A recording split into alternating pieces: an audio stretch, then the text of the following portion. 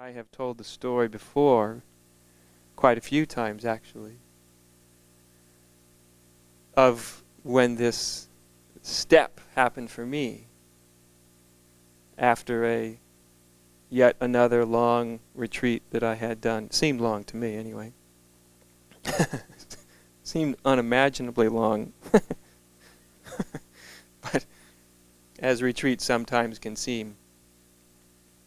And hearing a group of old students after the retreat speaking, and it was very clear to me that in listening to them speak, people that had been at this 20, 30, 40 years, that why I could see, I knew them, that they were nice people.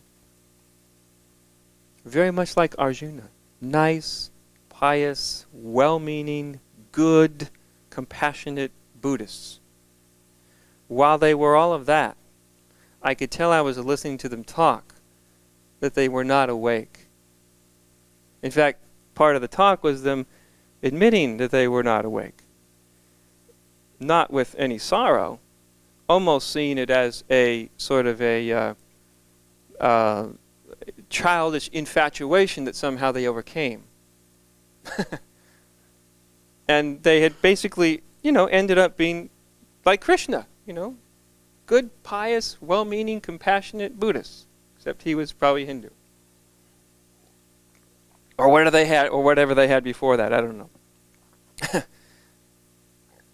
And when I heard this, of course I'm a young kid, I'm like 24 years old or something like that. I've got a full 4 or 5 years of spiritual practice under my belt. I think I've been at this forever. Remember when you're when you're young and 5 years into anything seems like, you've sacrificed your whole life anyway. As you age, 5 years just doesn't seem very much at all, does it? And when I heard this, I literally, as I heard them talking, I was eavesdropping on them. I wasn't really part of the conversation. I had to literally bite my lip like this so that I wouldn't scream. And everything in me just screamed no. Just one of the most powerful things I'd ever felt. It was enormous. It was like holding a volcano of energy and emotion back. This thing that just said no. And what it meant was, it can't end up like this. I'm not in this to be a pious, good, well-meaning, compassionate Buddhist. That's not why I'm here. That's nice if it happens along the way. But I thought, that's not where I want it to end. I don't want in 20 or 30 years from now to look back and go, that thing about awakening that got me interested in, wasn't it sort of just a silly, childish thing, and I'm glad I got over that, and now I'm just a very pious spiritual person. Somehow everything in me rebelled against it. And so I literally had to bite my lip. And it was at that instant, as I was sitting there listening, I realized something. Or I would say more accurately, something was almost literally born inside. And what was born inside was this realization. And I realized I'm on my own.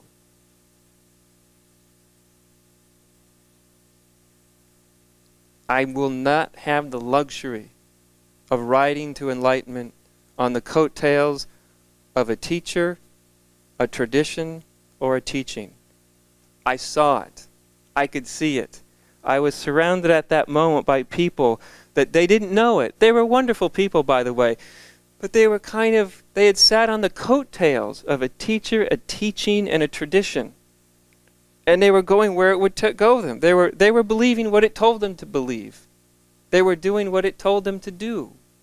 They were thinking along the lines that they were taught to think. They were better lines than they probably started out with. More compassionate, more spiritual, more aware, more loving, more kind. But it was clear to me at that moment that that wasn't good enough. That actually to do so was just another way of going to sleep. that we all want to do that. We all have something in us that wants to get enlightened by way of going to sleep, right? That's why we look to somebody. We want to find somebody. If I could just find somebody, that could, I don't know, touch me on my nose and I would get instant enlightenment. If I could just go to some being that was shining with such an amazing glow that it would just burst me open into 1,000 bits and I would be forever awakened. If I could hear the perfect teaching in the perfect way, I'm sure, somehow.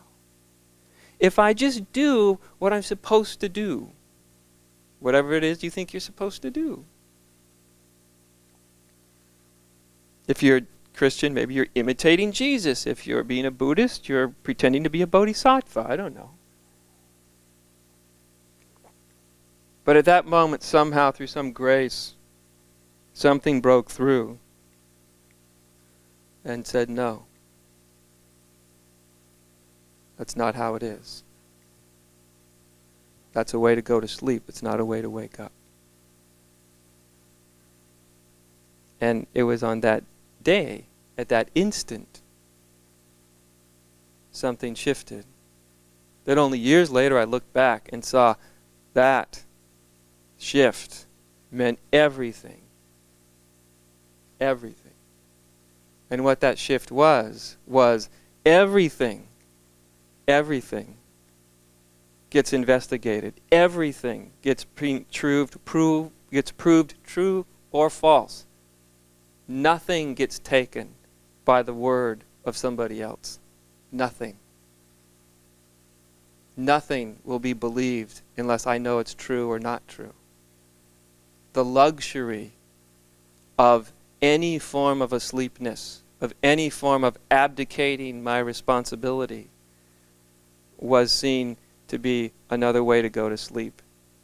And I couldn't do it. And I knew at the time it was something big. I didn't really know what it was. It's easy to talk about now with a certain amount of clarity. At the time, all I knew was that something just said, no, it can't end up that way. I wasn't totally aware of what did wake up in me.